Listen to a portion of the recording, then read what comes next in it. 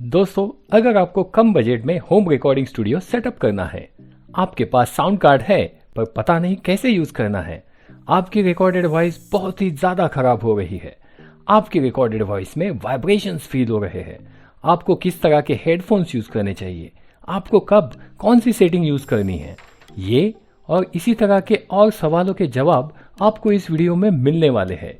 तो वीडियो के अंत तक हमारे साथ जरूर बने रहिए। हेलो दोस्तों, स्वागत है आप सभी का हमारे चैनल 4P टेल्स में। दोस्तों, ये इस सीरीज की तीसरी वीडियो है। पहले दो वीडियो में हम लोगों ने BM800 कंडेंसर माइक, उसके साथ आने वाली सारी चीज़ें और V8 साउंड कार्ड की असेंबली और सेटअप के बारे में जाना। इस वीडियो में हम जानेंगे V8 साउंड कार्ड के बारे में। अगर आपने पहली दो वीडियोस नहीं देखी है तो लिंक नीचे डिस्क्रिप्शन बॉक्स में लिखी हुई है, आप जाकर ज़रूर देखिए। दोस्तों, इस वीडियो के दौरान मैं आपको देने वाला हूँ कुछ ऐसे टिप्स जो आपको किसी भी V8 साउंड कार्ड की वीडियोस में नहीं मिलने वाली, और आपको ये कार्ड यूज़ करना काफ़ी आसान हो जाएगा बहुत ही कम समय में। तो चलिए दोस्तों, देखते हैं कैसे ये V8 साउंड कार्ड काम करता है और कैसे हम इसे गाने और वॉइस ओवर डबिंग रिकॉर्डिंग में यूज़ कर सकते हैं। आप ये जो कार्ड देख रहे हैं ये है सेजो कंपनी का। तो जैसा कि आप देख सकते हैं ये काफ़ी छोटा है, आपके हथेली जितना। ये इतना पोर्टेबल है कि आप इसे कहीं भी ले जा सकते हैं। इसके ऊपर वाले हिस्से में अलग अलग सेटिंग्स करने के लिए अलग अलग बटन्स दिए गए हैं और पीछे की साइड में दिए गए हैं सारे इनपुट और आउटपुट पोर्ट्स। जानते हैं इन सब के बारे में डिटेल में।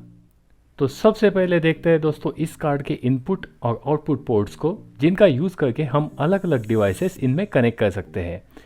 ये पहले दो पोर्ट आते हैं माइक कनेक्ट करने के लिए। पहला वाला डायनेमिक माइक के लिए, जबकि दूसरा वाला कंडेंसर माइक के लिए। हमारा माइक कंडेंसर माइक है तो हम इसे यहाँ कनेक्ट करेंगे। अगले पोर्ट में दोस्तों हम कनेक्ट कर सकते हैं हेडसेट।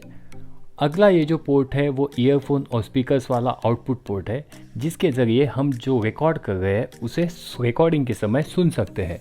हम यहाँ पर कनेक्ट करेंगे हमारे हेडफोन।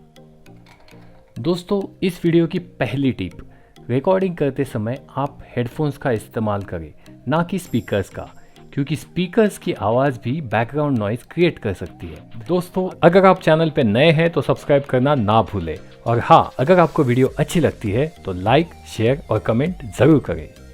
अगला पोर्ट है दोस्तों लैपटॉप या चार्जिंग पोर्ट, जिससे हम इस कार्ड को लैपटॉप से कनेक्ट कर सकते हैं, वहाँ रिकॉर्ड कर सकते हैं और डिवाइस को चार्ज भी कर सकते हैं। अगला पोर्ट है बैकग्राउंड ट्रैक, जो कि हम कनेक्ट कर सकते हैं मोबाइल में और रिकॉर्डिंग के समय बैकग्राउंड म्यूजिक दे सकते हैं। अगले दो पोर्ट है दोस्तों लाइन 1 और लाइन 2, जिससे हम कनेक्ट कर सकते हैं डिवाइसेस जैसे मोबाइल। हमें जहां रिकॉर्डिंग करनी है, हम एक साथ दो जगह रिकॉर्डिंग कर सकते हैं। हम यहां पर लाइन 2 से कनेक्ट करेंगे। आगे बढ़ते हैं दोस्तों ऊपर दिए गए सारे बटन्स की जानकारी के लिए, जिसके ज़रिए हम अपनी ज़रूरत के हिसाब से अलग अलग सेटिंग कर सकते हैं। तो सबसे पहले आता है ये पावर बटन, जिसे हमें 3 सेकेंड्स तक प्रेस करके रखना है, जिससे ये V8 साउंड कार्ड ऑन होता है, कुछ ऐसे। तो दोस्तों, इस वीडियो की अगली टिप, हमें इसका इस्तेमाल शुरू करने से पहले पहली बार इसे कम से कम 15 मिनट तक चार्ज कर लेना है। इसके अंदर जो बैटरी है वो 5 घंटे तक चलती है और जिसे चार्ज होने में लगभग 3 घंटे का समय लगता है। जब ये लाइट पर्पल हो जाए तो समझ लो बैटरी चार्ज है, और ये लाइट जब रेड है तो इसे चार्जिंग की ज़रूरत है।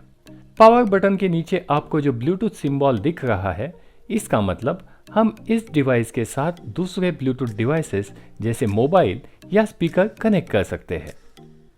अगला बटन है दोस्तों इको। अगर आपको रिकॉर्डिंग करते समय इको इफेक्ट देना है तो आप इसे इस्तेमाल कर सकते हैं। इस वीडियो की तीसरी टिप, अगर वॉइस रिकॉर्डिंग में इको इफेक्ट चाहिए या फिर आप गाना रिकॉर्ड कर रहे हैं तो ही ज़रूरत के हिसाब से इसे यूज़ करें, वरना सजेस्ट करूँगा कि आप इसे बंद रखें। आगे है माइक बटन, जिससे हम एडजस्ट करते हैं माइक की वॉल्यूम को। मैं सजेस्ट करूँगा कि आप इसे मैक्सिमम वॉल्यूम पर रखें, ताकि आपको ज़्यादा ज़ोर से ना बोलना पड़े। इस वीडियो की अगली टिप दोस्तों, अगर आप कंडेंसर माइक यूज़ कर रहे हैं तो याद रखें आपके चेहरे और माइक के बीच लगभग 6 इंच का अंतर रखें, उससे आवाज़ ज़्यादा अच्छे से रिकॉर्ड होगी। अगला बटन है दोस्तों मॉनिटर।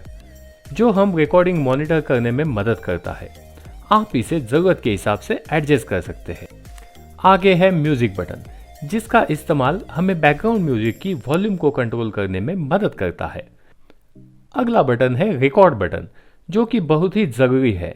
इसे ऑफ करने से आपकी आवाज़ रिकॉर्ड नहीं होगी। इसको आपको ज़रूरत के हिसाब से सेट करना है।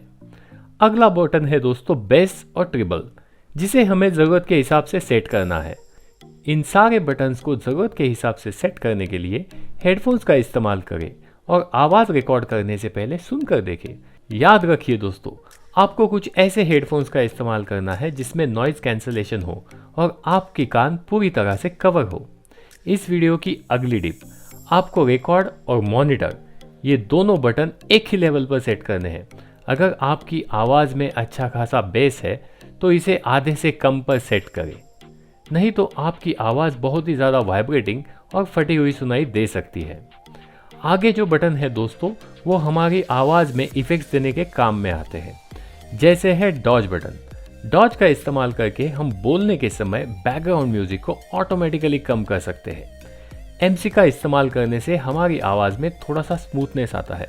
मैं सजेस्ट करूँगा कि एमसी को आप ऑन रखें। शॉक वेव को ऑन करके हम आवाज़ में थोड़ा सा कुरकुरापन ला सकते हैं। मैजिक का इस्तेमाल करके हम कारियोके के दरमियान ओरिजिनल गाने में जो आवाज़ है उसे बंद कर सकते हैं। पिच बैंड ऑन करके हम अपनी वॉइस को ऑटोमेटिकली मॉड्यूलेट कर सकते हैं। इस कार्ड में 4 अलग अलग लेवल के बैंड मौजूद है। इलेक्ट्रो का इस्तेमाल हम सिंगिंग के दौरान अलग अलग स्केल देकर ऑटो ट्यूनिंग के लिए कर सकते हैं।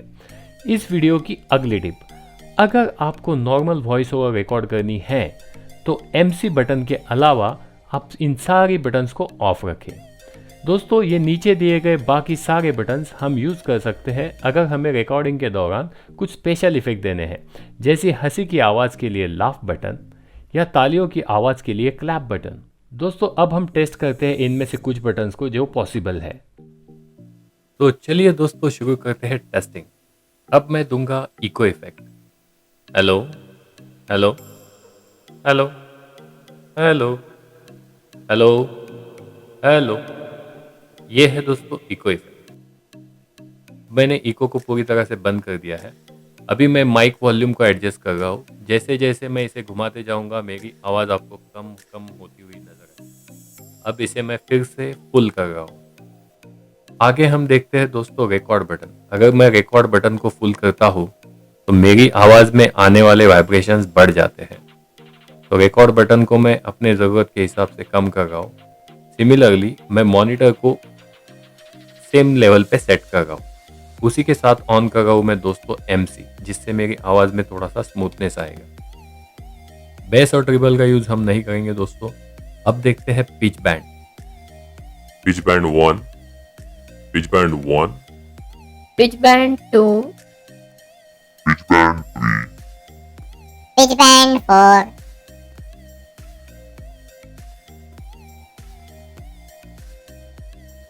ओके, अभी हमने पिच बैंड ऑफ कर दिया है। अब देखते हैं electro. Hello hello hello hello, आहा हा आहा हा, हेलो हेलो हेलो।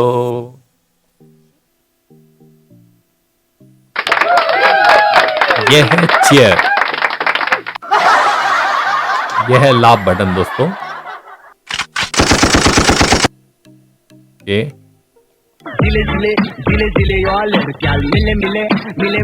कुछ इनबिल्ट सॉन्ग्स है।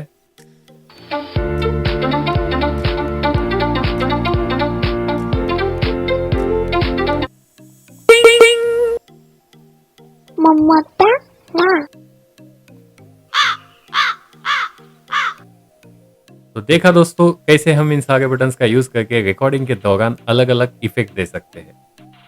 वीडियो देखने के लिए धन्यवाद।